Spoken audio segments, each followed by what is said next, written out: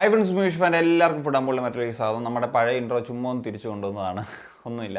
എന്താണെങ്കിലും നമ്മുടെ Indian football ലോകത്തെ ട്രാൻസ്ഫർ മാർക്കറ്റ് ഇന്ന് എങ്ങനെ പ്രവർത്തിച്ചു, ഇങ്ങനെയുള്ള ചില കാര്യങ്ങൾ ഒന്ന് നമുക്ക് സംസാരിക്കാൻ തോന്നുന്നു. അതിൽ ഏറ്റവും പ്രധാനപ്പെട്ട ഒന്നാണ് ലാലുൻസ്വാല ചാങ്തെ എന്ന് പറഞ്ഞിട്ടുള്ള താരം.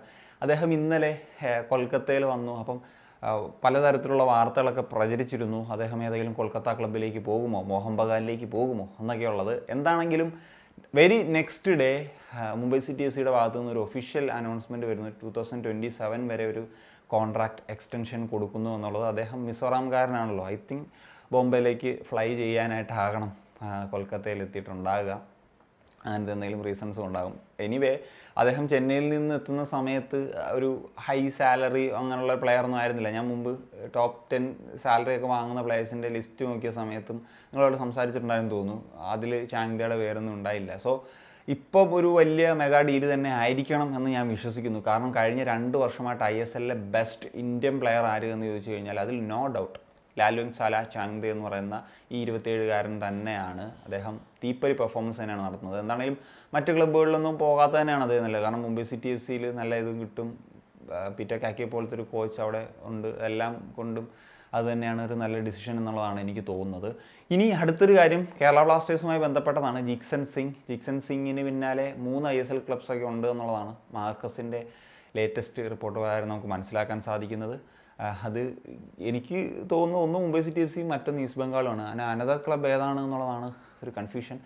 PFC ആയിരിക്കുമോ എന്നുള്ളതാണ് ഒരു ചോദ്യം. എന്താണെങ്കിലും ബ്ലാസ്റ്റേഴ്സ് ഒരു വലിയ ഹെവി ഫീ ആണ് മുമ്പോട്ട് വെക്കുന്നത്. അത് കൊടുത്തു കഴിഞ്ഞാൽ താരത്തെ സ്വന്തമാക്കാൻ സാധിക്കും. കാരണം ഇതുവരെ കോൺട്രാക്ട് എക്സ്റ്റെൻഡ് ചെയ്തിട്ടില്ല. 2025 കോൺട്രാക്റ്റ് അവസാനിക്കും. സോ എക്സ്റ്റെൻഡ് ചെയ്യാൻ താരം റെഡി അല്ലെങ്കിൽ ഈ സീസണിൽ തന്നെ സെല്ല് ചെയ്യാനുള്ള സാധ്യത തന്നെയാണുള്ളത്. അതർവൈസ് മിക്കവാറും അടുത്ത സീസണിൽ അല്ലെങ്കിൽ ഒരു ഫ്രീ ഏജൻ്റായിട്ട് പോകണമല്ലോ. അപ്പം അതിനുള്ള ഈ സീസണിൽ എക്സ്റ്റൻഷൻ നടന്നില്ലെങ്കിൽ ഈ സീസണിൽ തന്നെ പോകും എന്നുള്ളത് തന്നെ വേണം നമുക്ക് അനുമാനിക്കാനായിട്ട്.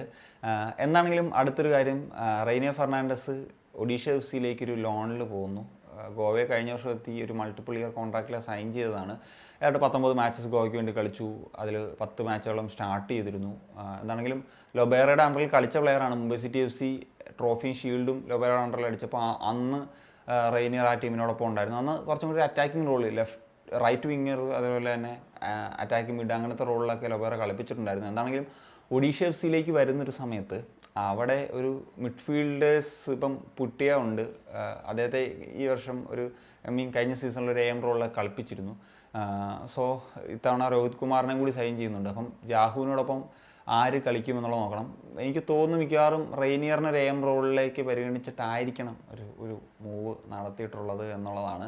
എന്താണെങ്കിലും ലൊബേറയുടെ ഒരു ഫേവറേറ്റ് ആണ്. ആ രീതിയിൽ തന്നെ യൂട്ടിലൈസ് ചെയ്യും എന്നുള്ളത് തന്നെയാണ് പ്രതീക്ഷിക്കുന്നത്. ഇനി മോഹൻ ബഗാൻ്റെ ഒരു 3 വിദേശ താരങ്ങൾ ക്ലബ്ബ് വിട്ട് പോകുന്നു. ഒന്ന് ബ്രണ്ടൻ ഹാമിൽ എന്ന് പറയുന്ന ഓസ്ട്രേലിയൻ സെൻട്രൽ ബാക്ക്. കഴിഞ്ഞ 2 സീസണായിട്ട് കളിക്കുന്ന പ്ലെയറാണ്. അത്യാവശ്യം ഡീസൻ്റായിട്ട് തന്നെ പെർഫോം ചെയ്യുന്നൊരു പ്ലെയറാണ്. സോ ക്ലബ്ബുമായിട്ട് വേർപിരിയുന്നു എന്നുള്ളതാണ്. മിക്കവാറും മറ്റ് ISL ക്ലബ്സൊക്കെ നോക്കാനുള്ള സാധ്യതകളുണ്ട്. അതുപോലെ ജോണി കൗക്കോ എന്ന് പറയുന്ന ഫിന്നിഷ് ഇൻ്റർനാഷണൽ, നമുക്കറിയാം 2021 യൂറോ കപ്പിൽ കളിച്ചു എന്നുള്ള ആ ഒരു ഹൈപ്പിൽ വന്ന പ്ലെയറാണ്. ആ ഒരു ഹൈപ്പിനോട് നീതി പുലർത്തി ഏറെക്കുറെ എന്ന് പറയാൻ പറ്റുന്ന താരമാണ്. പ്രത്യേകിച്ച് ഈ സീസണിൽ ജനുവരിയിൽ അദ്ദേഹം തിരിച്ചെത്തിയിരുന്നു.